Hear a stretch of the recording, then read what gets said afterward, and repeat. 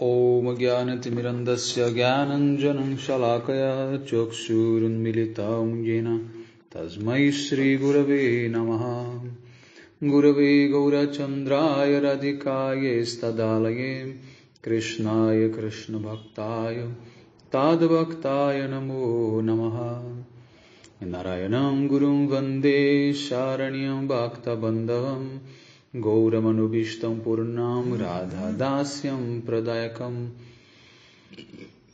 Rupanugacharya Paryamurupamanjari Preshtakam Patita Pavana Bandhavam Yugacharya Narayanam Vancha Kalpatarubhyascha Kripa Sindhubhya Evacha Patitanam Pavanebhyo Vaishnavebhyo Namo Namaha. Namo Mahavadanyaya Krishna Prema Pradayate Krishnaya Krishna Chaitanya Namne Gaura Tuise Namaha.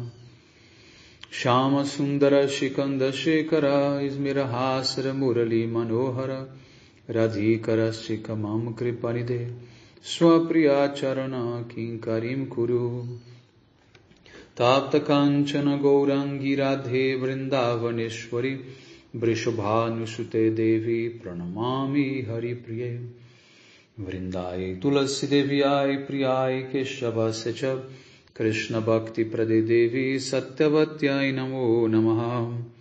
Shri Krishna Chaitanya Prabhu Nityananda Shri Advaita Gadadhara Shri Vasadi Gaura Bhakta Vrindam Hare Krishna Krishna Krishna Hare Hare Hare Ramo, Ramo Ramo, Hare Hare.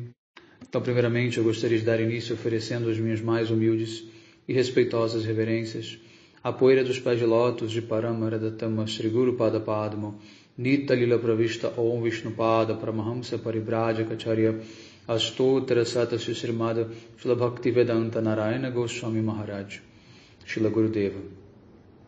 E também a todos os Shirupano Gauriya Guru Varga, todos os Tridandis Sannyasis, Brahmacharis, Vaishnavas, Vaishnavis, e a todos aqui hoje reunidos, as minhas mais respeitosas reverências. Então, pela misericórdia sem causa de Srila Gurudeva e de todos os nossos mestres do passado, presente e do futuro, nós podemos nos reunir aqui hoje mais uma vez para dar sequência à leitura do Gopi Gita, verso 7. Pranata Dehinam Papa Karshanam Trina Charanugam Sriniketanam Pani Panarpitam Te Padambujam Krinu Kucheshuna Krindiri Chayam. Tradução. Os seus pés de lótus removem todos os pecados passados das entidades vivas que se rendem a eles. E eles também perseguem as vacas e os bezerros que estão pastando nos pastos. Esses pés de lótus são também a morada de Lakshmi Devi, a deusa da fortuna e da beleza. E você os colocou até mesmo sobre as cabeças da serpente Kalia. Por favor, coloque esses mesmos pés de lótus sobre os nossos seios, e então acabe com o nosso sofrimento que surgiu devido à luxúria presente em nossos corações. Então aqui no verso 7 as gopis estão glorificando os pés de lótus de Krishna. Elas já glorificaram a face de lótus de Krishna. No último verso glorificaram as mãos de lótus de Krishna, e agora elas partem para os pés de lótus de Krishna. E aqui então elas estão dizendo que esses pés de lótus são capazes de remover todos os pecados cometidos por alguém que se rende a esses pés de lótus de Krishna. Esses mesmos pés de lótus eles estão correndo atrás das vacas e dos bezerros que estão pastando, e ele foi também a morada, feito de morada por Lakshmi Devi. Ao mesmo tempo, esses pés de lótus foram colocados também sobre a cabeça de Kalia, aquela grande serpente sobre a qual Krishna dançou. Então Krishna deu essa misericórdia para Kaliya, encostando os seus pés de lótus sobre a cabeça dele, né, que era aquela grande serpente, demônio, que estava habitando no lago, numa enseada, né, do rio Yamuna, e ali ela estava envenenando aquele local, e os Brajavasis não podiam mais brincar naquela região, não podiam mais coletar a água, e assim Krishna foi para expulsar essa serpente. Então as gopis dizem, olha, você é tão misericordioso com esses seus pés de lótus, então por favor, coloque eles sobre os nossos seios. Por quê? Porque nós estamos sofrendo muito com a luxúria que está presente em nossos corações. Que luxúria é essa? O desejo que as gopis têm de se encontrar com Krishna. Claro, luxúria essa transcendental, tá?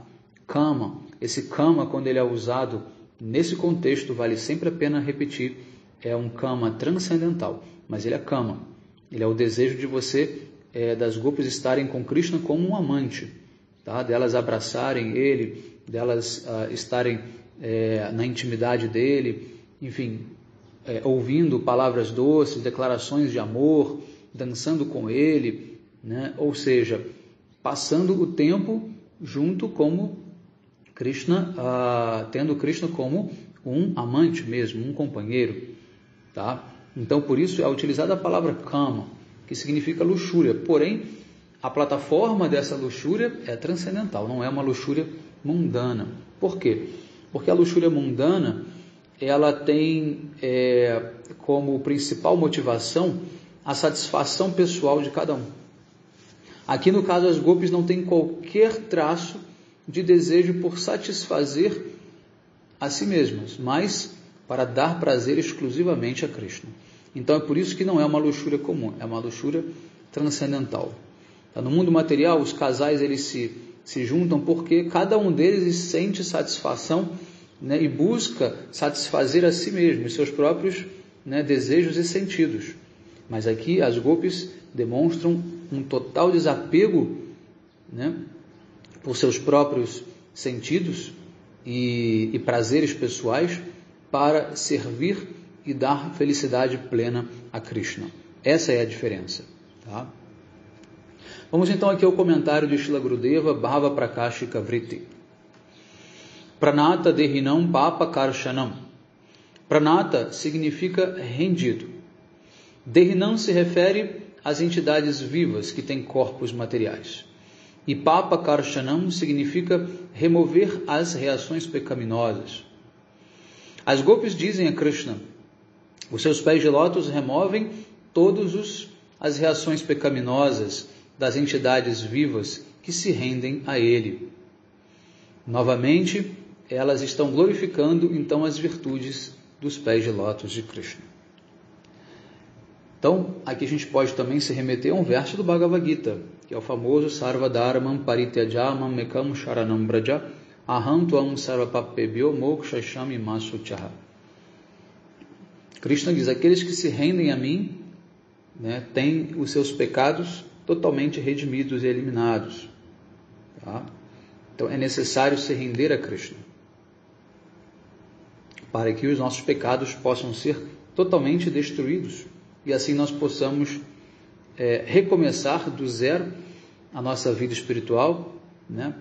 A nossa possibilidade de alcançar a perfeição. Nós mesmos não conseguimos remover os nossos pecados ou purificar os nossos pecados, isso é impossível. Não importa você fazer boas ações, achando que isso elimina os pecados, não. Isso apenas adiciona boas ações, né, ao teu karma, mas não elimina os pecados, né, que você já cometeu. E muito menos elimina a tendência de cometer mais pecados, que são duas coisas diferentes. Então você tem o pecado e a tendência de cometer pecados. Tá? Então você eliminar os pecados é uma coisa, eliminar a tendência de cometer pecados é outra. Mas aquele que se rende a Krishna tem as duas coisas, né, resolvidas. Bom, Trina Charanugam. Trina Chara se referem às vacas e outros animais que pastam nas florestas, e Anuga significa seguir. Ou seja, as gopis dizem, os seus pés de lótus seguem as vacas, estão sempre atrás das vacas. Shri Niketanam. Shri significa beleza, mas também se refere a Lakshmi, a deusa da fortuna. Então assim as gopis declaram com dois significados, que os seus pés são extremamente belos e também que eles são o que? A morada de Lakshmi, ou seja, Lakshmi está sempre aos pés de Krishna. Uma das funções de Lakshmi Vaikunta é massagear os pés de Narayana. Ela está sempre aos pés massageando. Fani Fanarpitam Te Padambujam. Fani se referem às criaturas com, vamos dizer assim, com capelos, né? Que são as serpentes. As serpentes, quando a gente se refere à cabeça de uma serpente, na verdade o termo técnico é capelo, com P. Tá? Então, essa palavra se refere às criaturas que têm capelos, né? O que são como cobras. Aqui, Fani particularmente se refere, então, aos capelos da serpente, Kaliya. Arpitam significa colocar. E Te Padambujam se refere, então, aos pés de lótus de Krishna. Ou seja, as gopis estão dizendo que Krishna colocou os seus pés de lótus sobre os capelos da serpente Kaliya. Krinu Kucheshu Na Krindiri Chayam. Krinu significa manter. Krindi significa cortar. E Kucheshu significa seios. E Narichayam se refere à doença de Kama que está no coração das gopis. As gopis então oram para Krishna, por favor, coloque seus pés de lótus sobre os nossos corações e então destrua a doença de Kama que reside ali. Pessoas comuns imaginam que esse apelo das gopis nasce de uma luxúria mundana. Mas, e por essa razão, Srila Vishwanatha Chakravarti Thakur, ele faz o quê? Um elogio à natureza divina do amor imaculado delas. Até mesmo um sadhaka que alcançou a plataforma de Madhyama, Uttama, Adhikari, não tem essa luxúria. O que dizer então de alguém que alcançou Swarupa Siddhi e a realização da sua forma espiritual eterna? Se alguém alcançou Vastu Siddhi, que é a sua forma espiritual eterna, e assim a liberação total da matéria, não tem qualquer traço de luxúria, presente em si.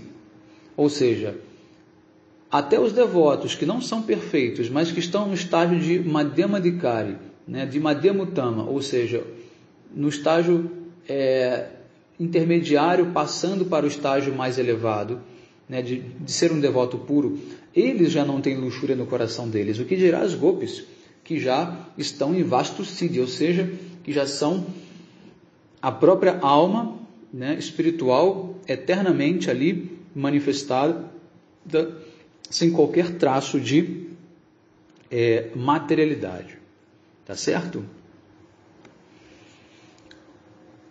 A luxúria é o desejo pela própria felicidade, e as gopis não têm nenhum traço por tal desejo. O seu apego por Krishna é chamado de Samartarati, que significa que, devido à sua total falta de egoísmo, elas são totalmente capazes de controlar Krishna. Então não há nenhum egoísmo nas gopis. Tá? Rati, apego a Shri Krishna, é de 3 tipos: Sadharani, Samanjasa e Samartha. Sadharani Rati é o apego que Krishna tem, é o apego por Krishna para o próprio desfrute. Então, Sadharani Rati é o tipo de apego por Krishna para o próprio desfrute.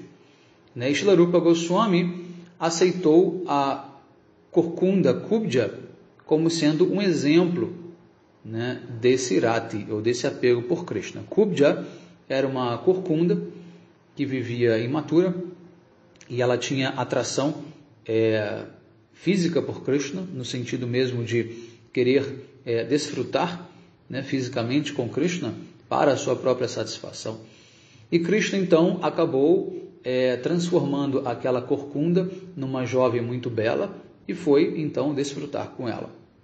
Tá? Então esse é um tipo de apego por Krishna que tem o quê? A característica de ser egoísta, né, de querer também satisfação para si mesma.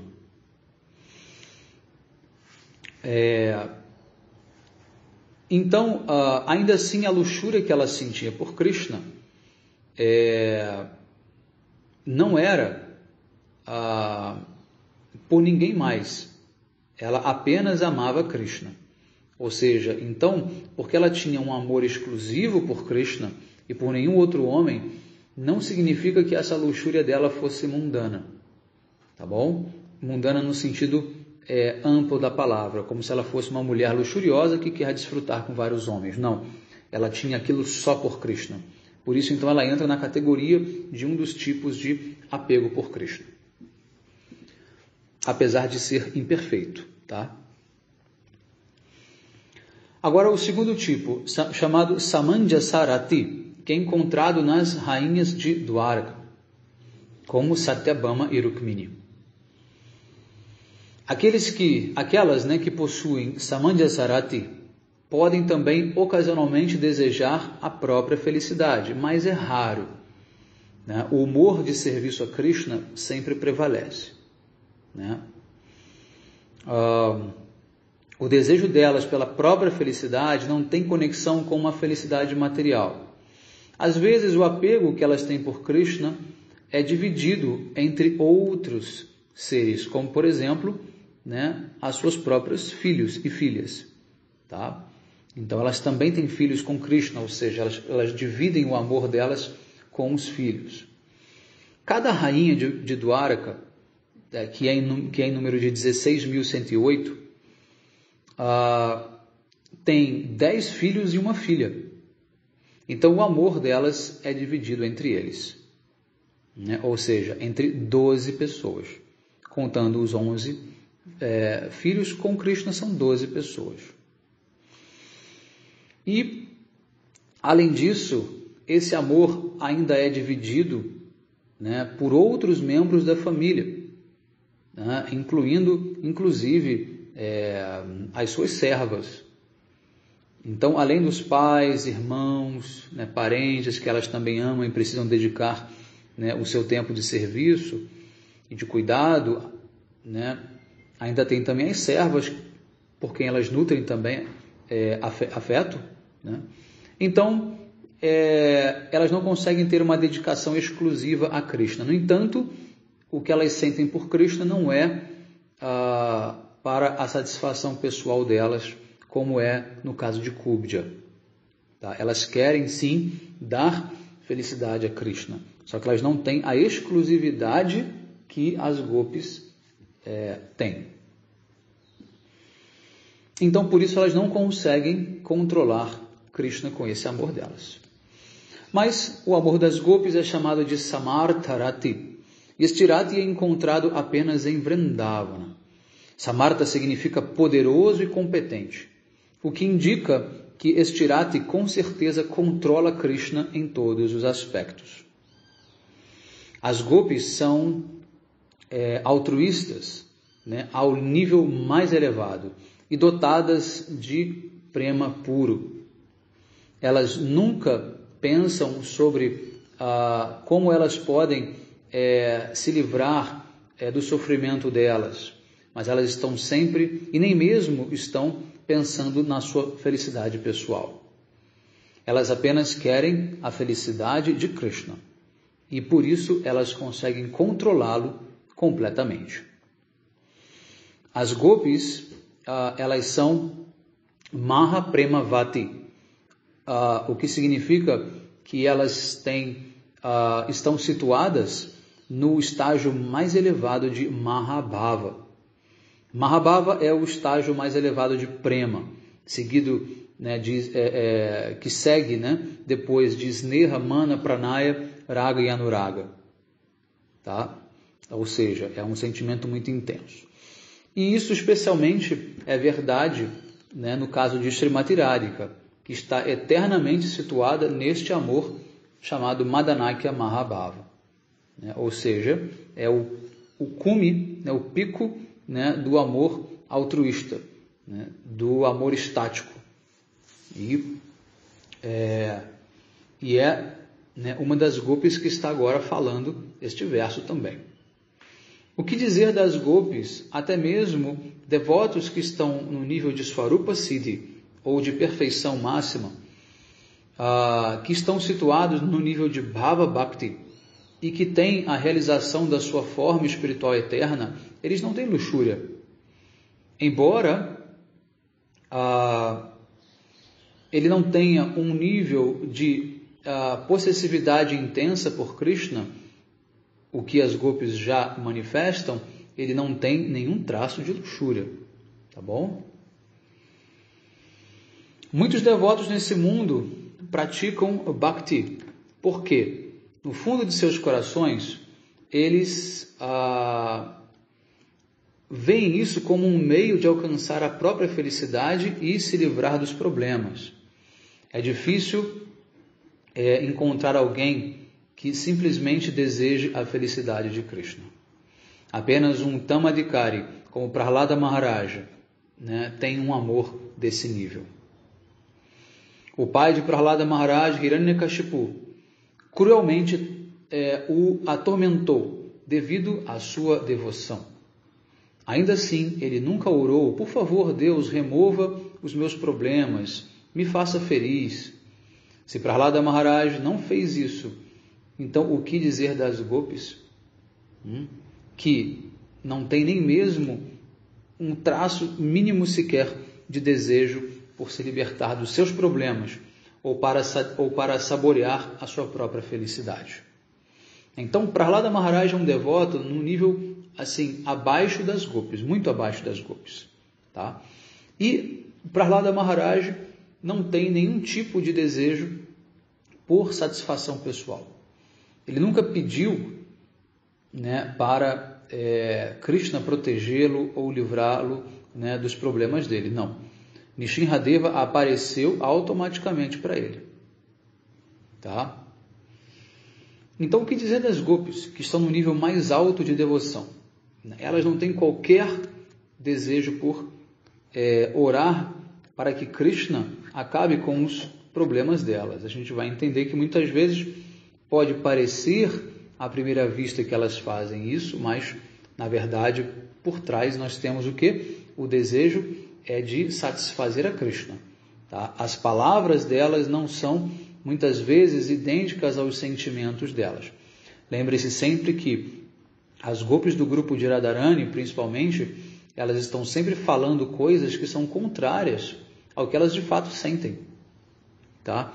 Então você tem que entender a fundo o coração das gopis através de um guru que tenha esse mesmo sentimento, que seja também uma gopi, para que você não se deixe levar pelas palavras. E lembre-se sempre que em Vrindavana, como dizia Srila Bhaktivedanta Bharati Goswami Maharaj, sim quer dizer não e não quer dizer sim. A palavra gopi significa gupta, goponia, ou seja, aquilo que é oculto, escondido, aquilo que está encoberto, velado, aquilo que não se revela da maneira como de fato é. Então as gopis estão sempre escondendo os seus sentimentos verdadeiros, né? Porque elas querem lidar com Krishna de uma maneira que ele não perceba que elas são totalmente entregas e, vamos dizer assim, um objeto na mão dele. Elas querem provocar ali uma certa tensão naquela relação, principalmente o grupo de Srimati Radhika, e isso faz com que Krishna sinta mais prazer, porque ele fica diante de um desafio, né? Não é tão fácil assim, né, ter as gopis, então isso cria um outro desejo no coração de Krishna, isso aumenta o amor que ele sente por elas, e elas também, né, aumentam o amor que elas sentem por ele, e aí quando existe um encontro entre os dois, eles desfrutam de um amor ainda maior do que simplesmente se fosse muito fácil, né? Simplesmente Krishna chama, elas vêm, né? E assim, né, fica uma coisa muito sem, vamos dizer assim, sem suspense, sem enredo, sem trama, né, sem dificuldade, tá? Então, é dessa maneira que esse processo todo ocorre. Então, Gopi é aquela que está sempre velando o que ela está sentindo e vivenciando, tá? Então, da mesma forma, os Vaishnavas que estão no Morro das Gopis, os nossos acharyas da Gaudiya, né, eles automaticamente também vão sempre procurar esconder a devoção que eles têm. Se você pergunta para eles, né, o quão grande é o amor que eles têm por Radha e Krishna, eles vão dizer, não temos uma gota de amor sequer por Radha e Krishna. Né? E eles vão sempre esconder, né, o nível, né, de sentimento que eles nutrem, o nível de bhakti deles, porque eles têm essa natureza de manter tudo muito velado. Então você vai ter que aprender, você vai ter que estudar, você vai ter que ouvir muito daqueles devotos que têm mais experiência, para que eles possam revelar para você aquilo que está oculto aos olhos e às palavras, né? Para que você possa ter a certeza de que aquele Vaishnava é um Vaishnava elevado de fato, porque ele não vai te dizer isso, e ele vai ocultar e esconder os sintomas da sua Bhakti. Então você vai olhar para ele e você vai pensar, ele é apenas uma pessoa comum, veja só o comportamento dele, fala de coisas mundanas, se comporta de maneira muito casual, muito simples, ele não tem absolutamente nada de devoção, ele não é um devoto puro, ele não é um devoto elevado, né? Então a gente vai sempre julgar a partir do que nós, na verdade, entendemos de Bhakti, tá? Então muito cuidado na hora de você fazer o julgamento de um devoto, né? Antes que você tenha, de fato, né, aquela realização, aquela experiência, aquele conhecimento para você entender a profundidade do coração de um Vaishnava puro, certo? Bom, vamos continuar aqui. Isso é declarado no verso número 8 do Shikshastaka. Então, Chaitanya Mahaprabhu, quando ele manifestou o Shikshastaka, ele estava no Morro de Radharani. Tá? Então, é como se fosse Radharani falando esses versos. E o verso 8 do Shikshastaka diz: Ashilisha vapadaratam pinastumam adarshanam marmahatam karotuva jatatatava vidadhatu lampato mat prananatas sa eva naparaha. Deixe que Krishna abrace outras servas, né, que caíram aos seus pés, ou deixe que ele me traia ou quebre com o meu coração, né, nunca aparecendo diante de mim. Ele, na verdade, é um mulherengo, né, acima de tudo, né, mas que ele tenha tudo o que ele desejar. Ainda assim, somente ele e ninguém mais é o Senhor do meu coração. É o que Radharani diz. Então, Radha, ela pensa dessa maneira. Eu sei que Krishna é um mulherengo e muitas vezes ele quer se encontrar com outras gopis, mas mesmo que ele faça isso, né, eu apenas quero o prazer dele. Eu não quero o meu próprio prazer. É por isso que as gopis não têm o quê? Ciúme de Krishna, né? Elas simplesmente querem a satisfação dele plena, tá? Bom, ele é livre para fazer o que ele quiser, e se ele vier a saber que nós, e se eu, no caso Radha, né, vier a saber o que ele deseja, né, e que ele deseja desfrutar com alguma outra gopi, eu irei até ela, irei servi-la, irei pedir que ela se encontre com ele. Se ele me destruir com os seus pés, né, se ele me pisotear com os seus pés, eu não irei pedir, né, que ele... eu não irei perguntar né? Por que ele está fazendo isso? Eu simplesmente ficarei satisfeita, né? Quando ele me abraçar. E eu também ficarei satisfeita da mesma forma, né, se ele vier me abraçar. Ou seja, não importa o que ele faça comigo, eu aceito tudo o que ele desejar fazer. Todos dizem que ele é um mulherengo e um enganador. No entanto, eu estou sempre buscando em dar felicidade a ele. Então, Srimati Radhika e as Gopis, elas estão muito além do nível de um devoto Uttamadhikari, cujas qualidades nós podemos entender neste verso do Chaitanya Charitamrita. Anyavanchana puja chari jnana karma anukulya sarvendriya krishna anushilanam. Um devoto puro não deve ter nenhum outro desejo que seja o de servir a Krishna. Ele não deve oferecer adoração aos semideuses ou a personalidades mundanas. Ele não deve cultivar conhecimento artificial, que é desprovido de consciência de Krishna. E ele não deve se ocupar em nada que não sejam atividades para a consciência de Krishna. Ele deve sempre purificar os seus sentidos, fazendo serviço para o Senhor Supremo. Isso é, então, favorável para a execução de atividades na consciência de Krishna. Então, esse verso no Chaitanya Charitamrita, né, ele é um verso que define o que é a Bhakti mais elevada.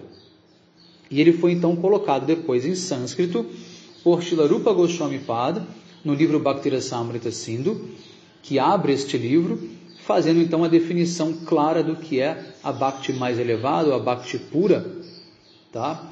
No verso que diz: Anyabilashita shunyam jnana karmadya navritam anukulyena krishnanushilanam bhaktir uttama.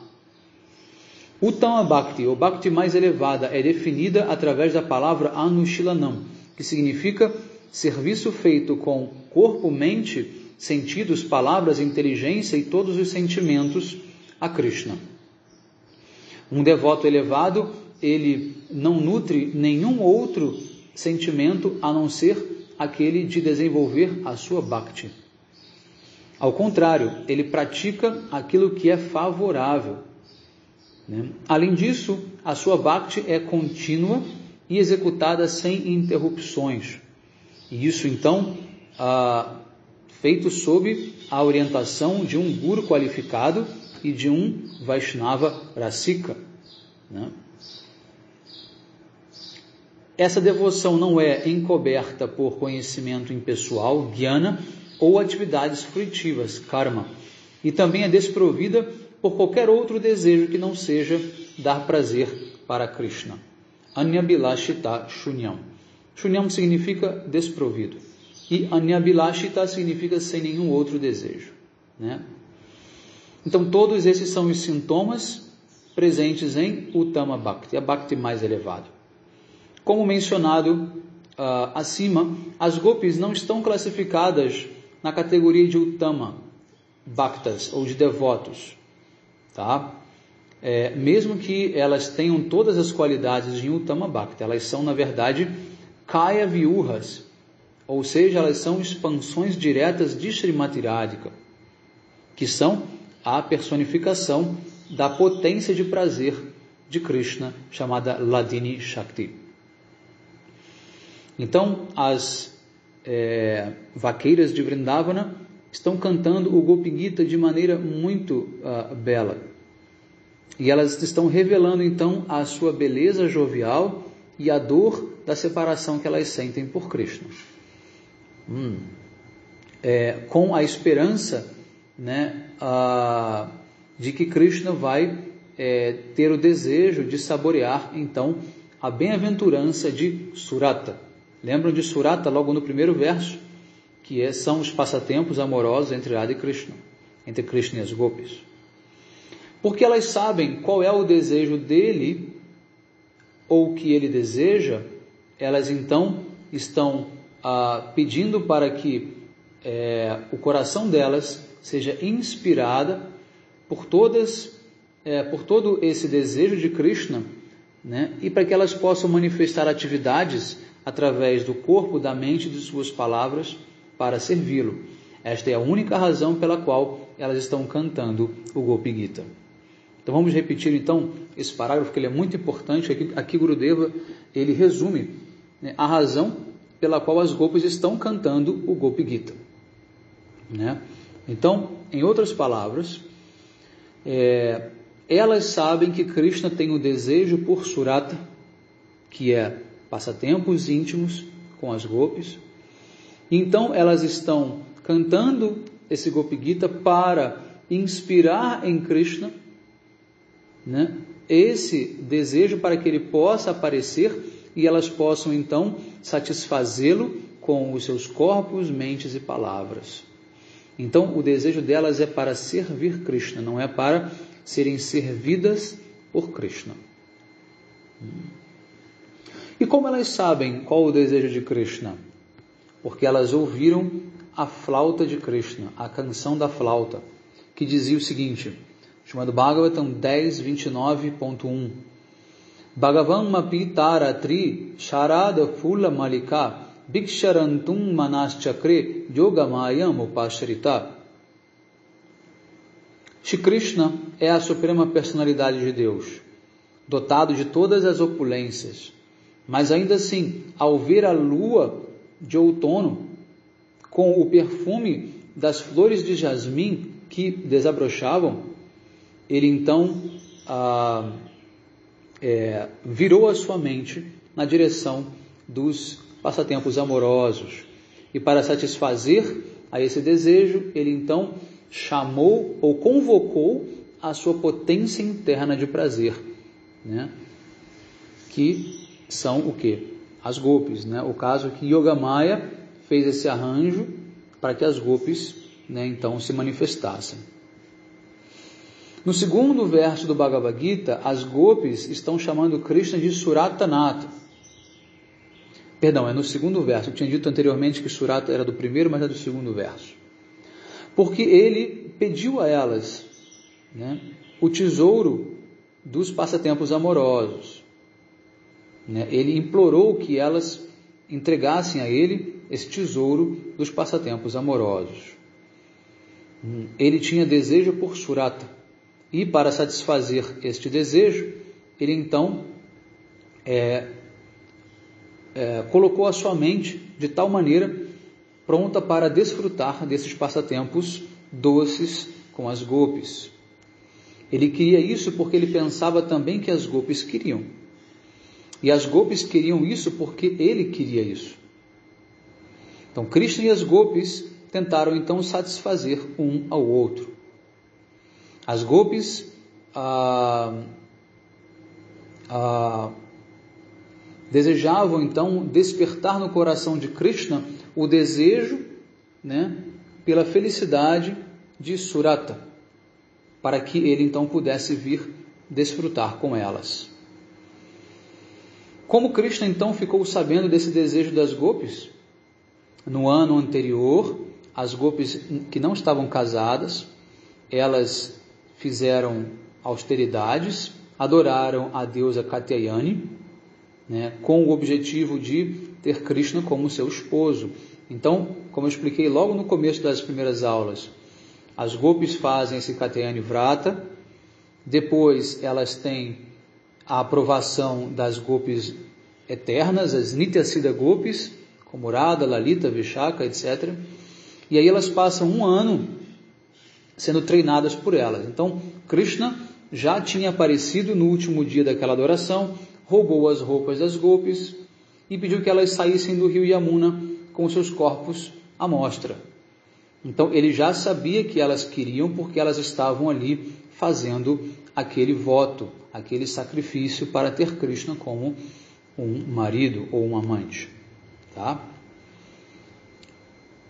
Naquele momento, então, Krishna demonstrou uma avidez, né, por estar com elas e prometeu que satisfaria os desejos delas, né, durante o ano seguinte, na lua de outono, que é o mês de Kartika. Tá? Um ano depois, as gopis então ouviram Krishna chamá-las através da sua flauta. Antes de deixarem as suas casas, elas tentaram, se maquiar, se arrumar, desejando então que Krishna ficasse controlado pela beleza delas. Então isso é um sintoma do amor, do rati, que as gopis têm por ele. Todo o aspecto do ser das gopis, ou seja, a sua forma, as suas formas, a sua juventude, as suas belezas, qualidades e desejos, existem apenas para inspirar Surata no coração de Krishna. Elas intencionalmente preparam a si mesmas mais bonitas, sabendo que Krishna poderá ser controlado pela esplêndida e atraente aparência delas. Elas colocam brincos em suas orelhas, mas apenas em uma, não na outra. Elas colocam kajal apenas em um olho, não nos dois olhos, sabendo que isso vai aparentar ser mais atraente, porque Krishna vai sentir o desejo de completar aquela maquiagem que lhes faltava. Assim então, completamente cientes do desejo específico que Krishna tem, as gopis elas procuram aumentar o seu charme. Elas sabem, elas conhecem a arte do entendimento e da satisfação dos desejos de Krishna. E Srila Rupa Goswami também conhece esta arte. Devotos neófitos, na verdade, não têm qualquer ideia sobre a realidade deste assunto. Eles podem apenas repetir como papagaios, que no meu caso aqui, por exemplo, eu apenas repito como papagaio, eu não tenho nenhuma realização sobre esta realidade da qual nós estamos aqui falando. Mas é falando sobre ela, é estudando ela, que um dia poderemos ser capazes de entrar. Se não tivermos a avidez para fazer parte desses passatempos, não tem chance alguma para nós de um dia chegarmos lá. Não pensem vocês que tudo vem automaticamente. Esse é um grande erro que muitos devotos cometem. Canta Hare Krishna, toma prachada que automaticamente vai tudo acontecer. Não vai. Não vai porque Bhakti é uma decisão pessoal de cada um. Bhakti é um desejo, uma intenção, e uma meta que cada um tem que estabelecer. E essa meta tem que estar clara. Por quê? O sadhana que você vai escolher para alcançar a meta deve estar de acordo com essa meta. Eu já expliquei isso várias vezes ao longo das minhas aulas. Isso é um ponto que meu Gurudeva sempre traz como muito importante de ser compreendido. Tá bom? Então não vai acontecer automaticamente. Se você não estudar o que é o amor, o que é Krishna Prema, se você não entender, se você não focar e não fizer uma prática específica, você não alcança a perfeição do que seria a perfeição. Você tem que desejar alguma coisa. Tá bom? Então tem um verso que corrobora isso, que é um verso que foi falado por Ramananda Rai para Chaitanya Mahaprabhu, no qual ele diz: Krishna Bhakti Rasa Bhavitamati Kriyatam Yadi Kutopi Labhyate Tatralolyam Apirmulyam Ekalam Janmakote Sukritei Nalabhyate. Ou seja, você pode praticar Bhakti por milhares de vidas. O que você vai conseguir? Apenas Sukriti. Mas para você conseguir Krishna Prema ou Krishna Bhakti Rasa, você tem que ter a avidez. E a avidez ela vem o quê? Da consciência do que você quer alcançar e do que é essa Bhakti Rasa. Tá certo? Bom. Agora então, neste verso aqui do Gopi Gita, as gopis estão exibindo as suas habilidades de conhecer e satisfazer os desejos de Krishna. Elas abertamente estão procurando por ele. Estão dizendo: por favor, coloque os seus pés de lótus sobre os nossos seios. Sentimentos amorosos e desejos não devem então ser falados abertamente. E Srila Vishwanatha Chakravarti Thakur ilustra esse ponto com um exemplo. Suponha que um homem recebeu a visita de um amigo, né? E na felicidade, né, de querer recebê-lo bem, ele diz: ó, meu amigo, agora que você veio aqui, eu estou indo comprar alguns ingredientes para fazer um alimento delicioso, né, um doce muito saboroso, como rasa malai, malpua, né, e outros para você. Aí o amigo diz: não tem qualquer necessidade para você fazer isso. Mas o anfitrião insiste: não, eu sei que você gosta desse tipo de doces, então eu vou prepará-los para você. Mas, e assim então o anfitrião expressa o quê? O seu amor, o seu afeto, né, pelo seu amigo, né, mas o quê? Isso faz com que o amor que ele tem pelo seu amigo diminua, na verdade. Ele fala aqui, a expressão de afeto do anfitrião, dessa maneira, apenas serve para reduzir o seu amor pelo seu amigo. Vamos entender o porquê.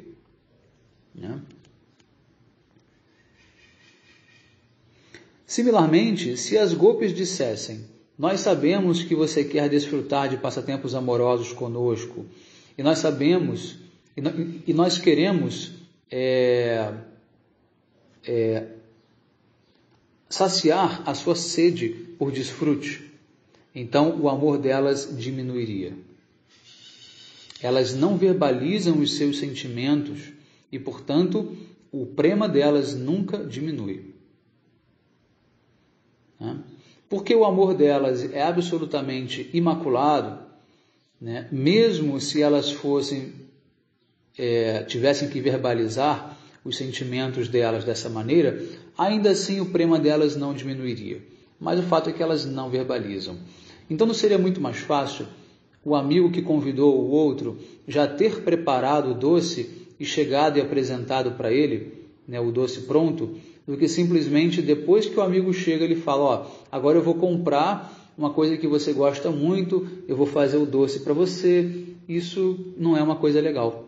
Por mais que você esteja ali, né, querendo satisfazer teu amigo, isso não é uma coisa que gera um bom clima, né, e automaticamente, né, esse amor ele vai ser aguado, tá certo? Então as gopis elas são muito espertas em amor, na arte do amor, né? E portanto elas são capazes de derrotar Krishna, de controlá-lo. Ele não pode imaginar os sentimentos escondidos no coração das gopis, e por essa razão ele deixou a Rasa Lila, né, para ficar escondido, observando a reação das gopis enquanto elas procuravam por ele. Então Krishna, ele quer entender também o que as gopis sentem. Isso é muito importante a gente saber, tá? Ele quer entender. Se ele não entende o que as gopis sentem, tá? Ele não consegue interagir com elas da melhor maneira possível, tá? Então ele sai da Rasa Lila e começa a observar a reação das gopis, tá? Quando ele vai para Mathura e Dwaraka, ele também faz isso, tá? Ele fica escondido em Vrindavana, observando como as gopis reagem também, tá bom? E assim ele vai sabendo, ele vai conhecendo, né, o verdadeiro sentimento das gopis, e ele também desfruta disso.